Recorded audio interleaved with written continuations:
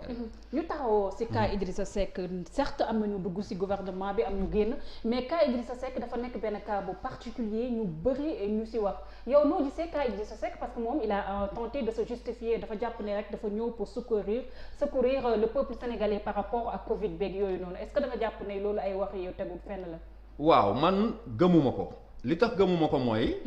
bind naa ci benn texte envoyé naa la ko. sànq. tuddee ko. les cinq péchés de Idrissa Seck.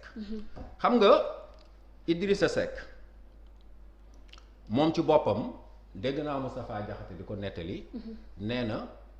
waxi Macky Sall jarul door sa doom. nee na gëmul waxi Macky Sall. Moustapha Diakhaté bi nga xam ne sax moom dafa xam Macky Sall nee na bu nekkoon ci terrain Macky Sall xool ko xam na ni du ko paas Ablaye Wade loolu lañ ko fi doon wax. naan bu signalé gauche jëm droite mais loolu c'est grave. Idrissa Seck ci 5 péchés yi dama wax ni d'abord boo ko xoolee dafa def ce qu'on appelle d'abord benn péché de dégradation. péché de dégradation mooy dafa jóge ci premier ministre wàcc ci président du conseil économique social et environnemental loolu mooy premier péché bi te moom moo doon wax naan seul le numéro 1 m'intéresse car tous les autres sont à son service mu def péché d'inutilité parce que conseil économique boobu ak social bi environnemental les partenaires de Idrissa Seck nañu wax lu leen neex Idrissa Seck mënu faa def lu fa Mimi Touré deful woon parce que c'est la même structure ce sont les mêmes missions ce sont les mêmes stratégies li mu fa mën a jëlee mooy am ay milliards am def ko ci poche am ak poche ñeneen loolu la fa mën a jëlee mënu ko jëlee ci keneen. Il y a aussi ce que j'ai appelé le péché d'illégalité et d'illégitimité mais Idrissa Seck moom moo taxaw après les élections ne il ne reconnaît pas Macky Sall.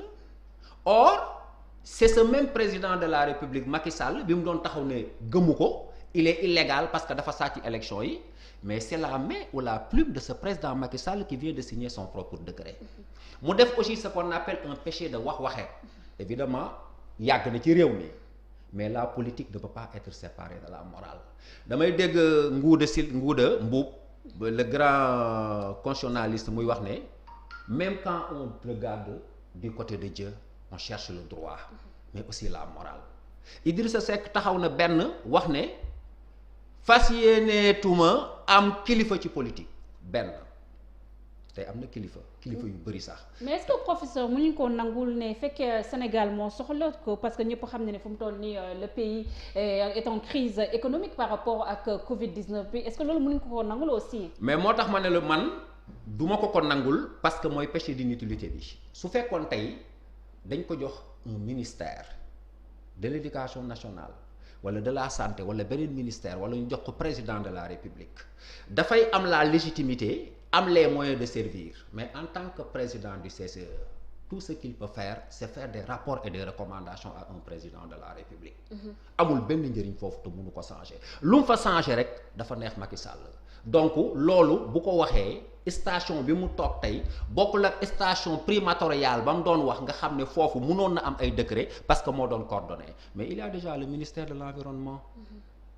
à quoi ça sert un conseil budgétivore donc man gis naa ni la mu fay jëlee mooy AC égale PP rek dina fa am xaalis njabootam dinañ fa am xaalis seen séddoo dina neex comme ni ko waa ji waxee mais man jàpp naa ni ils ne feront rien de grand fondamentalement parler par rapport au problème des Sénégalais man loolu laa gëm. tu parles de séddoo te ñëpp observateurs yu bëri wala sa ñenn ci taskati xibaar yi ñu doon wax ne kii di Idrissa Seck le président de la République Macky Sall da ko jagle woon benn somme boo xam ne mu toll ci 30 millions de francs CFA à mu ci weer bu nekk te Idrissa Seck le même Idrissa Seck jamono en campagne électorale 2019 ci coalition Idrissa Seck bi moom dafa waxoon ne carrément institution bi nga xam ne moom la nekk tey jii institution budgétivore la te dañ ko war a génn. tey jii nga xam ne suñu homme politique yi nga xam ne mën nañu wax ne moo nekk suñu référence surtout avec la jeunesse tey est-ce que jotul ñu toogaat seen taxawaay ngir ñu mën a tëgg beneen Sénégal. waaw mais loolu laa wax xam nga man dafa am loo xam ne du ma ko nangoo baal kilifa. Moustapha Cissé Lo ma koy nuyu suma waay la. dañuy waxtaan lu bari man ak moom ba mu génnee CD ba wax li mu wax. dama ne man du ma pardonner Moustapha Lo muy jàngal sama doom saaga. comme ba Ablaye Wade taxawee saaga. Macky Sall dama ne duma leen ko baal parce que nitu sëriñ nitu diine ak nitu politique nga xam ne xale bi dafay toog di la seetaan gis ngeen dëkk ci waxet mais xale boobu bu màggee nga bugg ko gëmloo la droiture bugg ko gëmloo éthique mais fan lay jëm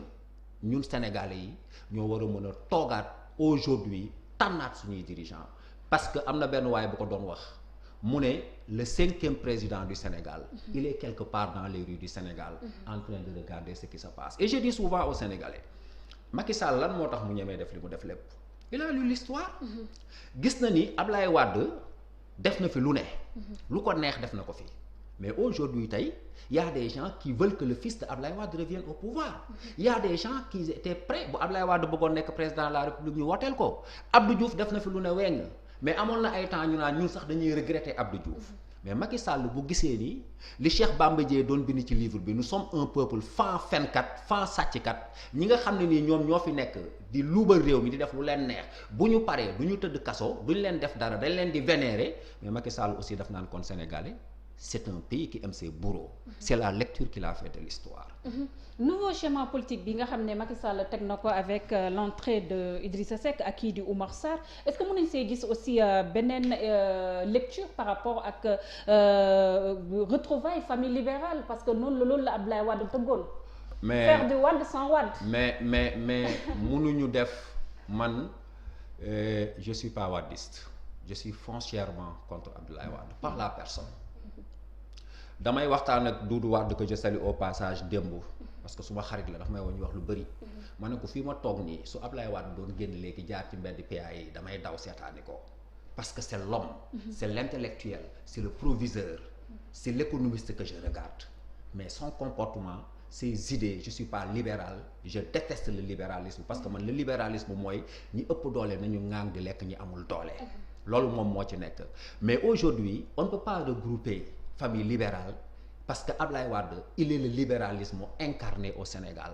bokkul ci deal bi bu fekkee deal la son fils est loin de là donc loolu prétexte la rek il ne s'agit pas de reconstituer une famille libérale il s'agit de reconstituer un groupe qui va se partager le gâteau du Sénégal c'est aussi simple que ça. gis nañ aussi bipolarisation bi nga xam ne am nañ ko par rapport ak schéma politique bi est-ce que tey jii candidat ku mel ni Ousmane Sonko est-ce que ak kii di Khalifa Sall ñoom dañu gagné boole seen doole pour mën a jàmmaarloog front bi nga xam ne président de la République teg na ko aussi. waaw xam nga soxna si gis nga Sénégal boole doole daf ñu mës a të si Macky Sall est devenu président de la République mais c'est parce que Ousmane Tanor Dieng yal na ko yàlla yërëm boole ko ci asaabul jannati yi ak Moustapha Niass mosuñoo boole seen doole xam nga lu tax dafa am ay problème de personne yoo xam ne dafay nekk ci diggante nit ñi ñu am fu ñu jaar ci ay parti politique li sama yaay di wax kuy xuloo di xuus booy layoo di tefesu waxante nañ ñu ñaaw yoo xam ne ci biir wala ci biti ba ñoom ñaar Moustapha Niass mosul woon mën a nangu ci kaw suuf Tanor Dieng di ko jiite Ousmane Tanor Dieng waxoon na au temps ne parti bu toll ni parti socialiste du bàyyi kenn du ko jiite au finish ñoom ñaar ñëpp topp nañ seen gannaaw doom mu jiite leen je ne sais rien entre Khalifa Sall et Sonko mais je sais que les hommes de valeur yi nga xam ne nii gëm nañ dara